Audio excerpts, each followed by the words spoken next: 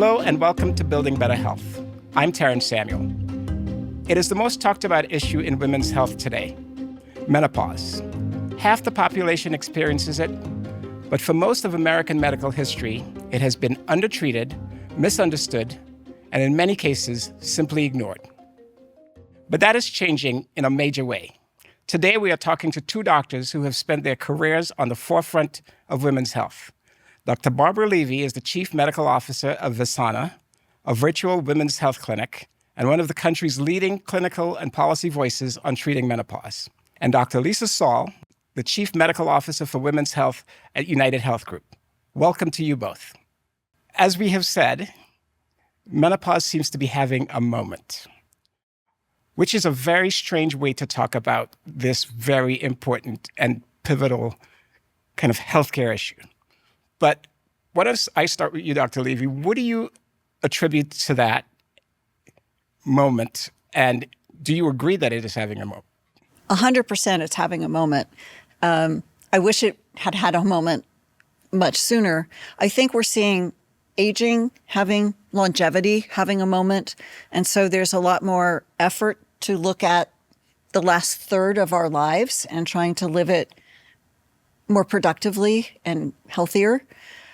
For women, though, we've been discounted for hundreds of years in terms of what's actually happening in our bodies and how to optimize our health. So in medical school, we were all trained to look at the 70-kilogram, typically white male as the norm. And so what's normal or what's typical for women wasn't even addressed. And so I think I love the social media and the journalism and the voices out there that are accelerating this conversation to say, hey, no need to suffer, no need to be stigmatized for getting a little older or more mature, as I prefer to say it. Right. So yeah, it's having a moment. I wish it had happened sooner. Dr. Saul, you obviously know the data on a vast amount of what is happening in women's health. Should we be concerned that it is going to be just a moment and that it passes? Well, I think the menopause moment, as we're talking about, is really in the context of the women's health moment. And I think as we look across the continuum of women's health care, I think the moment probably started in maternity and obstetrics, where we started to hear women really talking about what they wanted in their pregnancies, how they wanted their labor and delivery to go, requesting doula care and those sorts of things. And I see this in many ways as an extension of that. This is now, as women are aging, they are done having children and they are experiencing different symptoms and side effects of the changes that their bodies are going through. They have the same questions that they had when they were pregnant. And now they're talking about it. And they want us to answer those questions and help support them through this transition in a very different way. And so I'm excited that women's health in general is having a moment. And I hope that we get to a point where it just becomes health and it doesn't need to have the women's label on it. There's an urgency to it that I will not even pretend to say that I understand. But do you guys feel that? Women are realizing that menopause is not just waiting for a hot flash. I think that there's more and more, there's a realization that menopause is essentially a moment in time. Perimenopause can predate that by a decade. And there can be all sorts of symptoms that predate a hot flash by years that are related to the hormonal changes that are happening. And I think that's what, when women are showing up and wondering, what is this? What's going on? Why am I having headaches? Why all of a sudden am I having heart palpitations? And trying to get the answers to those questions, I think there's more of an awareness now that menopause is not a moment in time. It really is a journey. It's a menopause transition that we're all going to go through. The female hormones, estrogen, progesterone, don't just impact our sexual and reproductive function. And so there's increasing acknowledgement that estrogen receptors are throughout the body, including the brain, including our bones, all those things. But forever, we've always thought about it just as in relation to reproduction. And so we are starting to look at women's health much more broadly as what are all the impacts of those hormones on everything else, on your risk for diabetes, on your risk for heart disease, on your risk for osteoporosis, on your risk for dementia. Why do women have dementia twice as commonly as men? So I think it's definitely a women's health issue in that there's so much we don't know and has never been studied. The only aspects of women's health that were studied were the pregnancy, delivery, and then, oh, your ovaries are done, so you're menopausal. Whether it is naturally by age or surgically, which can happen with some women, but every woman is going to experience this. And I think that there's just been a widening of the aperture in many ways to understand that this is a years-long journey, not just a moment in time once you start to experience hot flashes. You've both talked about how different your training was from what you think needs to happen. Can you talk a little bit, Dr. Levy, about kind of your journey to this place? So I was trained in the early 1980s by the professor who wrote the textbook of reproductive endocrinology. He was a menopause expert. And we as residents rotated in his clinic. But that was an era before IVF, before reproductive endocrinologists, who are the specialists who think about and study and do research in hormones. That was his area of research. And so I had the incredible experience of working with him, sitting with him in his clinic as he explained things to patients and understanding foundationally how hormones impact women. And that all changed in 2002. That kind of training went totally down the drain. So my background is similar to Dr. Levy's. We went to the same medical school, but at different times. And my training was fairly light as it pertained to endocrinology, the continuum of women's health, and certainly menopause and the menopause transition. I went on to specialize in high-risk obstetrics. And so my world was very much rooted in people having babies and high-risk pregnancies. But as I've moved forward in my career, I've sort of gone back to my roots of general OBGYN. And as is the case with many people in OBGYN, as we age, we start to think a little bit differently about our patients that are the same age as we are. As we are experiencing these changes, it becomes very heightened in our minds as to, well, what must my patients or my peers be feeling in this way? And so my career evolution really brought me back to the point of obstetrics and gynecology, which is whole woman care, the whole continuum. And how do we really start looking upstream of the event, whether it is pregnancy or menopause? How do we look upstream of that and prepare people? I think for many women, they're just feeling like they're not prepared. Nobody told me.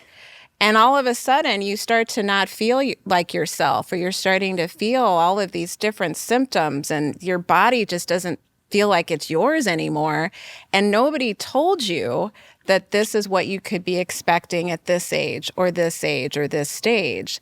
And so that was fascinating to me, because I fell into that category as well, of looking back once I realized what had been happening to me and being frustrated myself that nobody told me. If I had known to expect X, Y, or Z in the coming year, I would have at least been ready for it. I would have had more questions to ask and get answered. I might have been thinking about what different treatments I wanted to pursue for myself. And so that's sort of why I'm here. If somebody had been willing to tell you, what would you have wanted to know? And what do you tell people now who are in the position that you had been, who need to know? So I think it's really important to help people understand how things intersect. So it's not just your sex hormones. It's your life. It's your lifestyle. It's food as medicine. It's what are you eating? Are you exercising? Are you sleeping? And it's calling attention to optimizing all of those things to help and optimize people's sense of feeling well. And the problem is things change as you mature, as you get older. Your body changes. Your ability to metabolize different things changes. And so helping women, helping patients understand that you don't stay 20 forever. Right? We know that about athletes. We don't expect them to function at the same level when they're 45 as they do when they're 20, but somehow we expect that we're not going to change. And so I do think we have to pull it all together in a really holistic way and say, you know, what you got away with when you were 20, when you were in college, drinking all night, not sleeping, your body's not going to forgive you quite so much when you're in your 40s. Yeah, and I think that a detailed explanation of that. So as you were talking about where all the estrogen receptors are in our body, I don't think that's general knowledge. And so when your estrogen hormone is doing this in the perimenopausal state as you're moving towards menopause, guess what's happening to all of those parts of the body where those estrogen receptors are? And so I would have loved to answer your question, just a breakdown of here's how old you are. This is what could be happening to you as you move forward. This could be an explanation of why everything that is going on in your body is not due to your hormonal changes into menopause. But I don't know that I would have ended up getting cortisone injections in my shoulder because I thought there was something wrong with my shoulder when I realized that had more to do with my hormone changes than an injury that I thought I had inflicted on myself. I don't know that, friends of mine that I talk to who all of a sudden are having panic attacks that they haven't ever had before, or finding themselves standing in a kitchen just, what did I come in here for? Or to the point about sleep, I had one glass of wine last year and I could sleep fine. And all of a sudden I'm up all night because I had a glass of wine. I think it's those lifestyle things, because I think we need to remember too, women are managing a lot and we tend to put ourselves last on the list of priorities. And so when all of these things are happening and you still have family members and potentially children and spouses and everybody else to take care of, all this stuff is happening in the background. You don't know why it's happening, and it may be put off for much longer than it needs to when it could very easily be addressed. And I think it's really important to talk about that roller coaster that you were talking about. So measuring hormone levels, as an example, isn't really helpful because they may be different in an hour than they were an hour ago. And they'll definitely be different tomorrow than they were today. And when I talk about this transition time, we know what happens to adolescents, right? Teenagers, as they're becoming sexually and reproductively more mature. This is sort of the opposite end of that. But it's every bit the same kind of a roller coaster. Like today is not the same as yesterday. Where should that reservoir of knowledge live and be transmitted from? Is that your primary care doctor? Is that your mom? Where should this come from? Everywhere. Yeah, I agree with that. It should come from everywhere. It should be common knowledge. This women's health has been stigmatized for so long. We don't talk about it. We're embarrassed by the symptoms that we have. We think it's all in our heads. We've been told it's all in our heads. We're hysteric, right? We're hysterical. We're anxious. We're told that we're not good enough. And so we don't talk about it because it makes us feel less than. Is that changing? Has it changed enough? I think it's cultural to some extent. It's changing in some places and not in others. And I think the more the information is out there, the more likely we are to have conversations. But I still think it's hard for a mother with a teenager to talk about her hot flashes or that her moodiness is related to her stage in life. Well, that is something that I actually see changing. And I think that in part, it's because there are more teenagers that are experiencing this with their mothers than because of the because later in women life. are having babies later, and so they have teenagers as they are going through this menopause transition. I was well out of the house before my mother went through all of this. And so I didn't have an up close and personal view of this. It's very different in my house. And so it does allow me, I have one daughter and one son. It allows me to have that conversation, and with my husband too, about, hey, this is what's going on and this is why. And as a result, this is how I may show up today. And it may be different tomorrow. And I think it's important, not just because it's a conversation about menopause, but I do think it's important that these conversations open up the door potentially in families to have conversations about health. I think that that's a big issue too, is that we don't talk enough about what's going on with our bodies, what's going on with our health, how we can improve our health and maximize our health.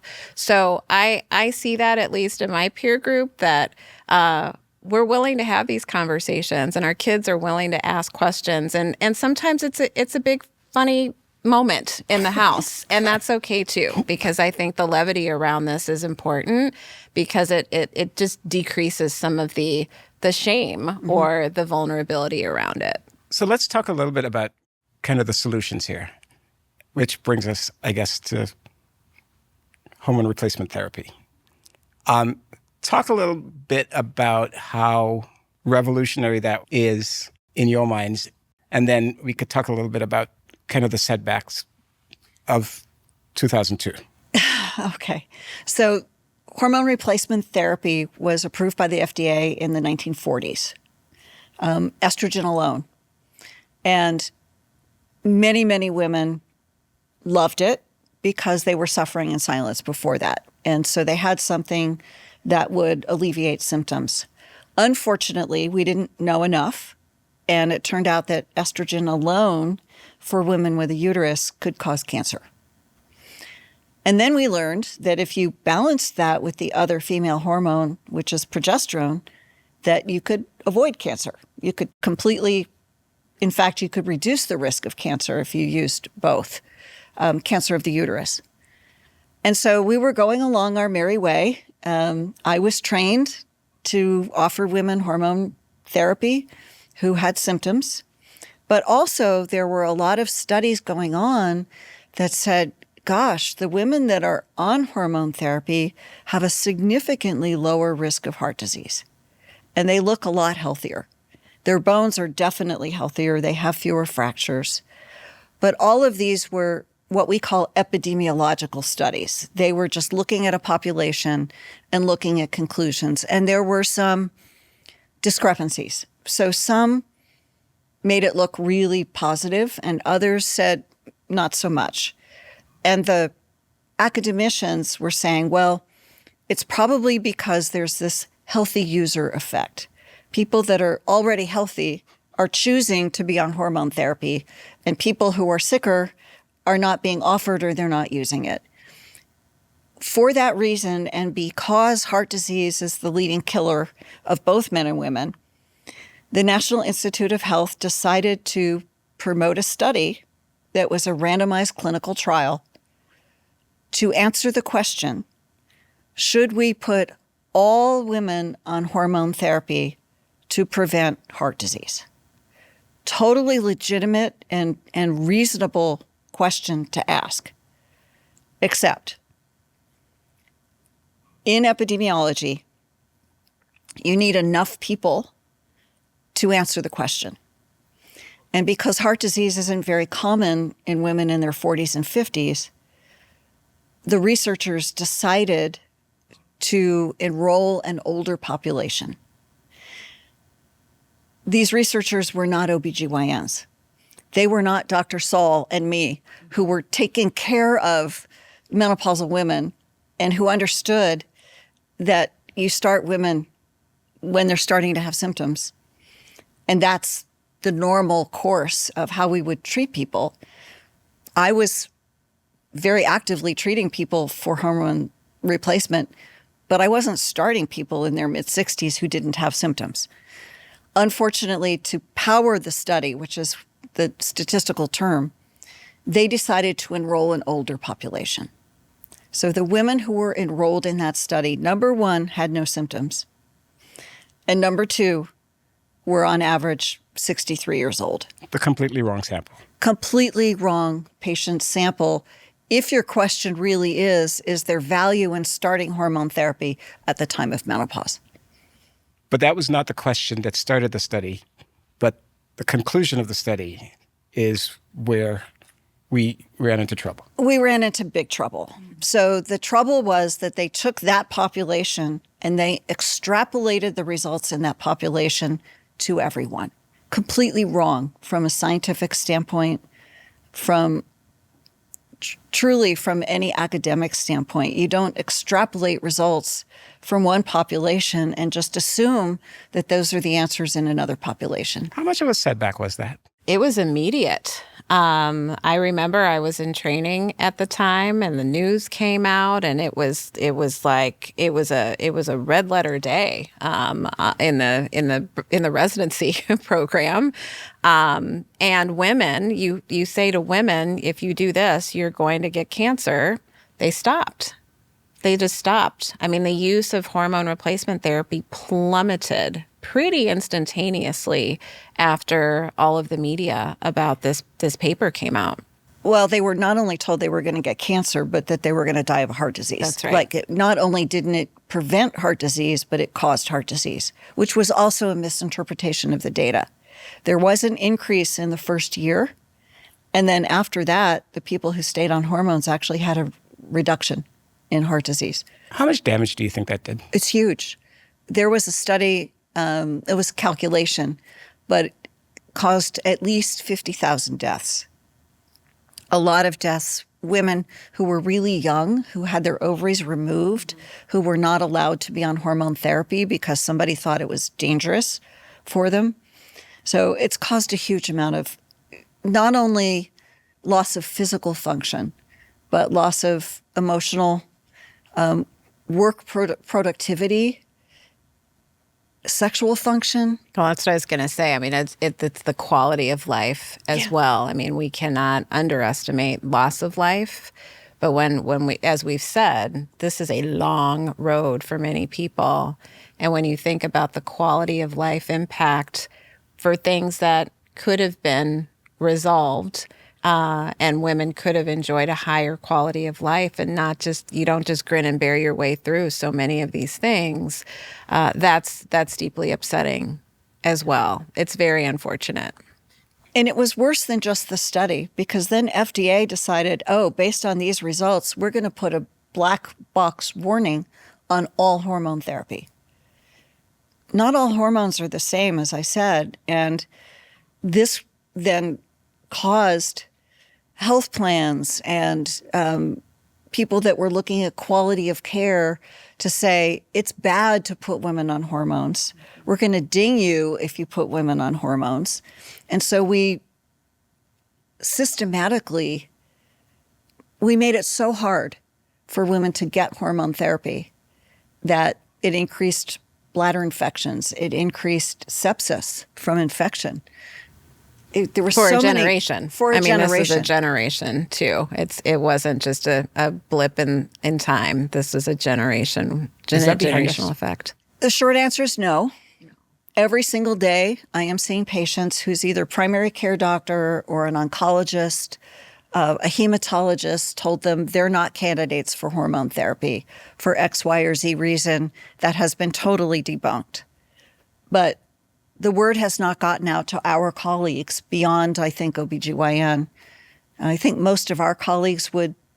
I think so, but it's as I said, OBGYNs grow up with their patients. And so you still have a large number of OBGYNs who are now treating women who are in their 40s to 60s and beyond that were not trained And we're hardwired into thinking that hormone replacement therapy is not an option. So I think it's an evolution of education. I do find that people in our specialty are very interested in learning about hormone replacement therapy and knowing more about how to determine who are candidates and who are not candidates, and want to do different and want to help people navigate this transition.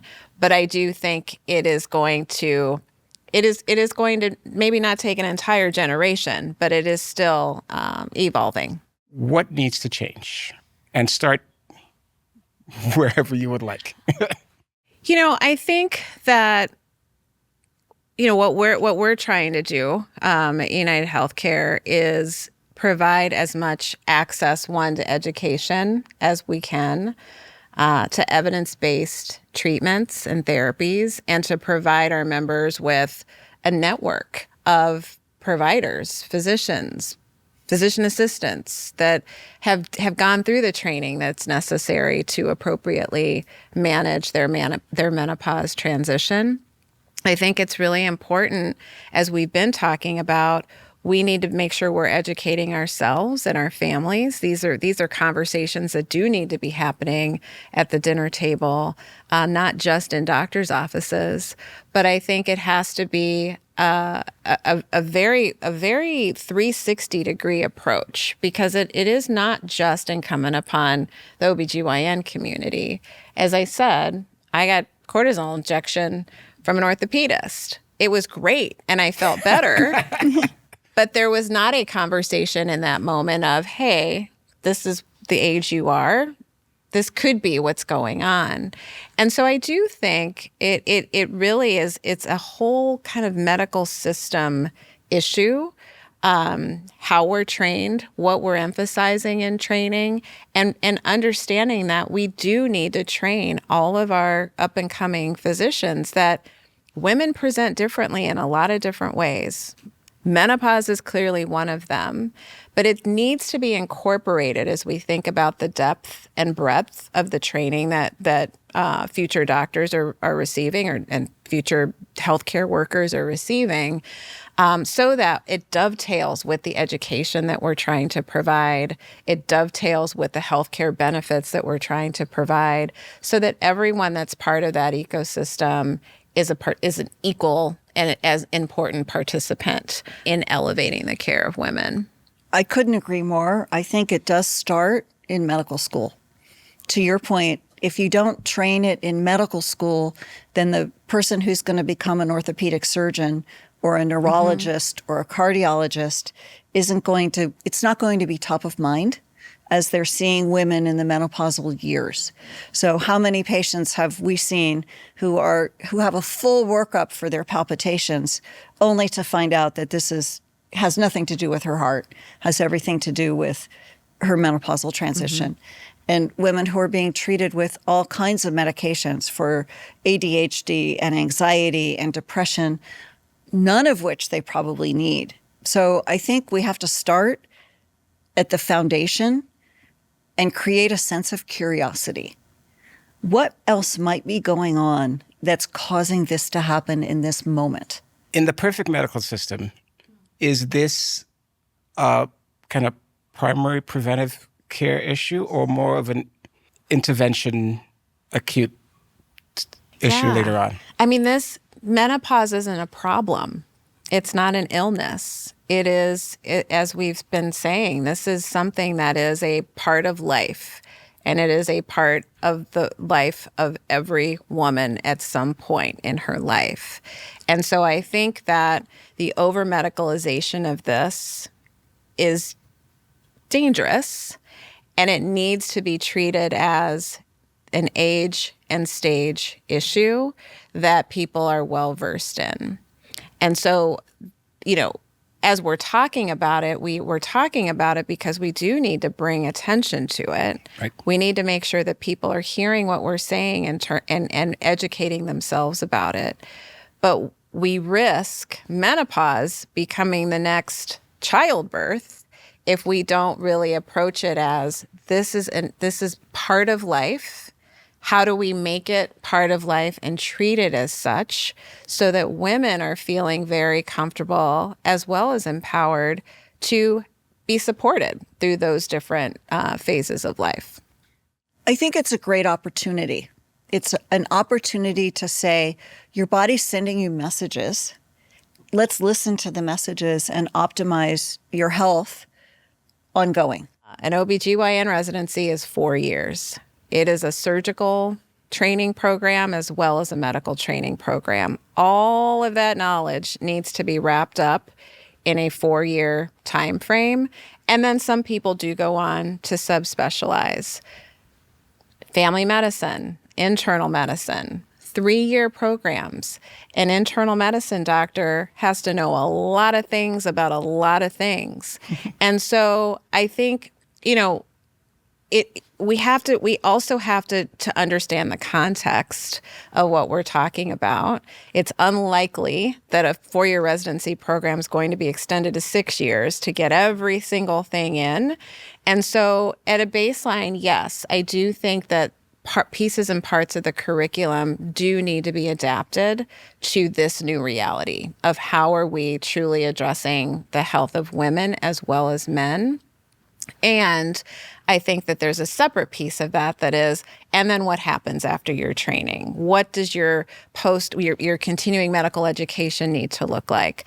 What are we asking about on the board exams and those sorts of things to make sure that it's emphasized as being important? What we're not tested on does not carry the same importance as what we are being tested on. And so I think that's just an important piece of context that I want to make sure is clear, that we are still within the confines of how people are trained today. But I do think the curiosity about menopause and the transition needs to trickle down to the medical school level, to the curriculum, to say every single woman will go through this transition.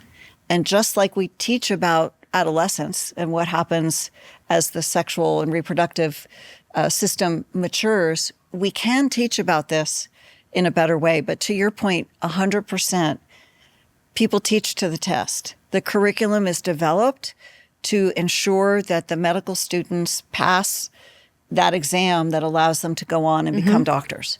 So those exams have to change and have to emphasize and focus on these aspects of a much broader lens of women's healthcare. Let's end with a completely unfair question. Uh-oh. If you could do one thing from where you sit to improve the lives of the population we're talking about? I think we have to change medical education.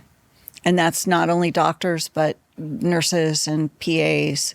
I think the whole focus is on illness. It's not on prevention. It's not on primary care. It's not on life course. It doesn't focus on sleep and nutrition and those things. It focuses on pharma, on drugs, on interventions. It medicalizes almost everything.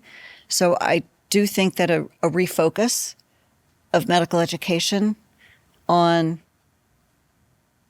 the life course and on the curiosity about what's within normal, what's optimal, and how to improve the quality of life for people would be fantastic. I really think we need to figure out how to solve a health literacy problem in our country. You have to know about your body to have questions about your body. And that starts itty bitty, right? And I think as people grow up and they're engaging with the healthcare system, you have to have some baseline knowledge of your own body to have even a question about what's wrong. You don't need to have the answer, but I think to have the questions and to know how to engage with the healthcare system so that you meet up with a doctor who's been trained in how to address this, I think it's twofold. And I think that bidirectionality of it is really something that I think would change. If I ruled the world, that's what I would say. I love that. And I also think we need to give people literacy with respect to AI and search engines and all of those things. Stephanie Fabian and the Mayo folks did a study looking at the answers that people got when they asked typical menopause questions to, I don't remember, and I won't say which one of the large language models it was. Somebody. But it was wrong most of the time. It was wrong most of the time. And I know when I search things, knowing the literature as I do, that the answer that I get is frequently not correct. And so we have to give people the tools to be able to question the answers they're getting, not only to know what questions to ask. I learned a lot, and now I have more questions. So you're going to have to come back and do this again. All right. But until then, I just wanted to thank you for a great conversation. Thank Thank you. you.